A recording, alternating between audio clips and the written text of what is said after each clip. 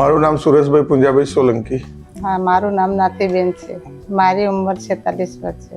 તકલીફ વધારે જ જતી સાહેબ. પછી મને ઉઠાતું નતું, બેસાતું નતું, કઈ કામ થતું નતું. તું બેસવામાં તકલીફ, ચાલવામાં તો કશું કામ જ થતું નતું. એટલી ગંભીર તકલીફ હતી કે એ ચાલી જ શકતા નતા, પોતાનું કોઈ રોજનું કામ કરી શકતા નતા. અમે ઘણા બધા દવાખાના દોડ્યા. છેલ્લા 1.5 વર્ષથી દાહોદ અને લુણાવાડાના બહુ દવાખાના, ઝાલોદના દવાખાને ફર્યા. સોશિયલ મીડિયાના આધારે નાતે જાણવા મળ્યું કે અહીંયા આની સારવાર થાય છે એમ. એટલે અમે અહીંયા બીજા દવાખાને બી લુણાવાડા 6 મહિના સુધી બીજા અમુક દવાખાને દવા કરાવી, પણ અમને ત્યાં સંતોષ લાગ્યો નહીં ને ત્યાં સારું લાગ્યું નહીં, એટલે અમે અહીંયા આવ્યા.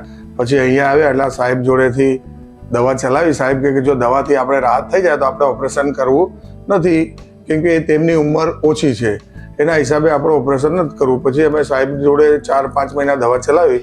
સાહેબે એમ કીધું કે હવે આપણે બીજો કોઈ રસ્તો નથી, હવે ઓપરેશન કરવું પડશે. મારી વાઈફને ઘૂંટણ બદલવાનું ઓપરેશન કર્યું.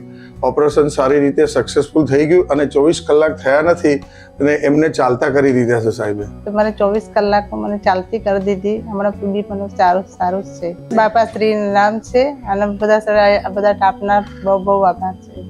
મને તો એવું લાગે છે કે આ હોસ્પિટલ નથી પણ એક જાતનું મંદિર છે, અને હું ડૉક્ટર શ્રી જયેશ સાહેબ અને એમના સ્ટાફ અને દરેકનો હું ખૂબ ખૂબ આભાર માનું છું કે હું સારી જગ્યાએ આવ્યો છું ને મને સારું જ લાગ્યું છે. મને એવું થાય છે કે અહીંનું પરફોર્મન્સ એકદમ જોરદાર છે અને આ બદલ હું સર્વનો આભાર વ્યક્ત કરું છું.